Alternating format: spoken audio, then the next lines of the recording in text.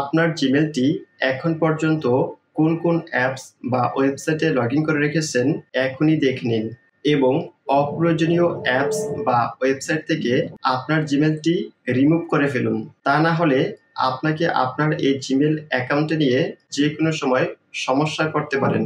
আপনার এই জিমেলটি কোথায় কোথায় লগ ইন রয়েছে কিভাবে দেখবেন চলুন দেখিয়ে দিচ্ছি।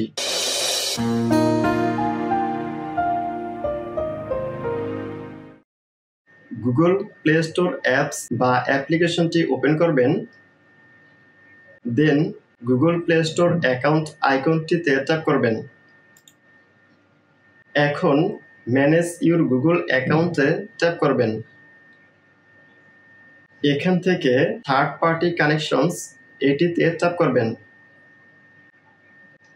এখন এখানে আপনি এখন পর্যন্ত আপনার জিমেলটি যে অ্যাপস বা ওয়েবসাইটে লগ ইন করে রেখেছেন সেই অ্যাপস বা ওয়েবসাইটগুলো এখানে দেখতে পাবেন। এখান থেকে আপনি যেই অ্যাপস বা ওয়েবসাইট থেকে আপনার জিমেলটি লগ আউট বা রিমুভ করতে চান সেই অ্যাপস বা ওয়েবসাইটটিতে ট্যাপ করবেন। দেন ডিলিট অল কালেকশনসে ট্যাপ করবেন। এখন কনফার্মে ট্যাপ করবেন। কনফার্মে ট্যাপ করার সাথে সাথে আপনার জিমেলটি এখন যেই অ্যাপস বা ওয়েবসাইটে লগ ইন ছিল এই অ্যাপস বা ওয়েবসাইট থেকে লগ আউট বা রিমুভ হয়ে যাবে।